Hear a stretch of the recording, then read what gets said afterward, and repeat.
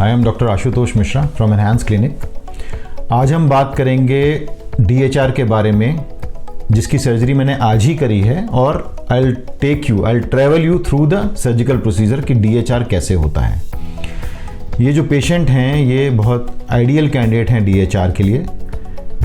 As है इनकी around 36। Family history of baldness जो है वो सिर्फ आगे आगे की बॉल्डनेस है, पीछे इनके फैमिली हिस्ट्री में बॉल्डनेस नहीं है, इसलिए इनके आगे आगे बॉल्डनेस है।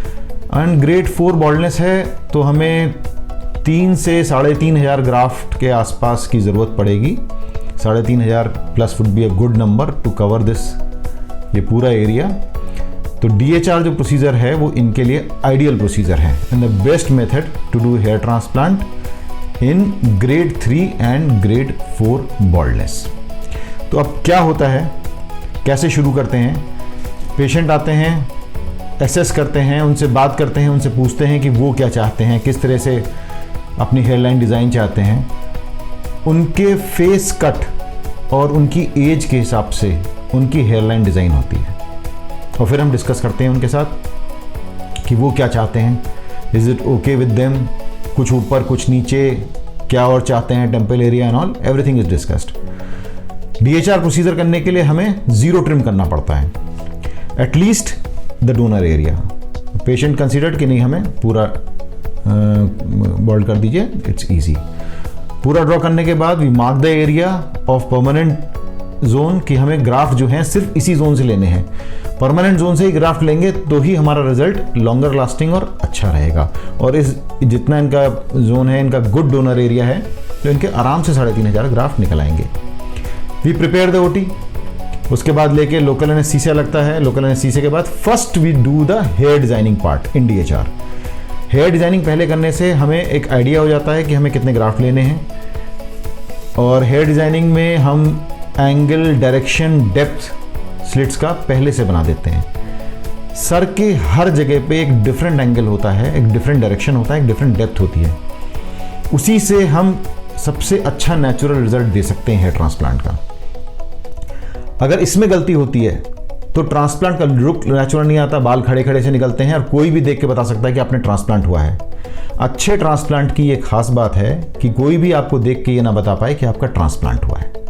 So this should be an ideal thing. The hair transplant के लिए hair designing is the most important thing, कि फ्यूचर तक, आगे तक हमें पता रहे कि क्या करना है।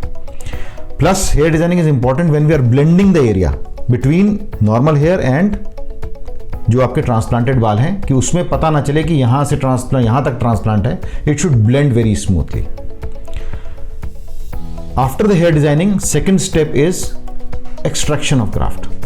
तो DHR में क्या खास बात है कि हम एक्सट्रैक्शन और इम्प्लांटेशन साथ साथ करते हैं।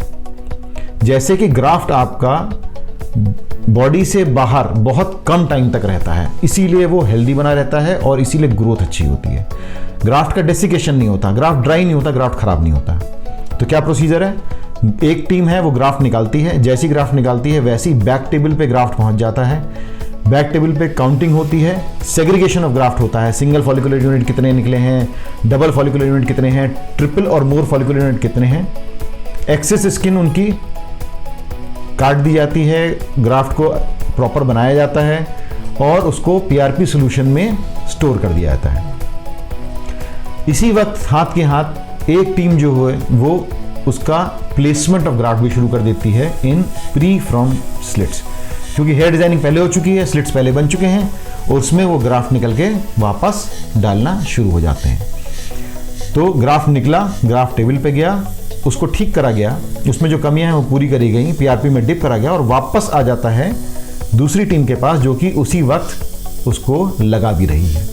तो ग्राफ्ट जो है बॉडी से बाहर 10 से 15 मिनट ही रहता है और वापस लगना शुरू हो जाता है। तो this is the main DHR technique, जो कि नॉर्मल बाकी एक एक करके निकालने वाले मेथड से फर्क है।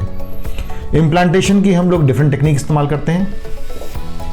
एक उसमें से है डबल फोर्सेप टेक्निक या नो टच टेक्निक।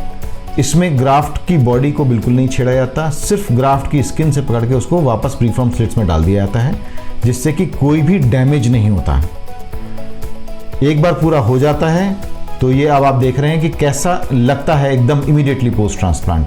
और ये इनके इन पर्टिकुलर पेशेंट के हमने 3600 ग्राफ्ट्स निकाले, जिसके अंदर ऑलमोस्ट प्लस 7500 हेयर थे, which is a good graft to hair ratio, and we'll wait for the result. Thank you.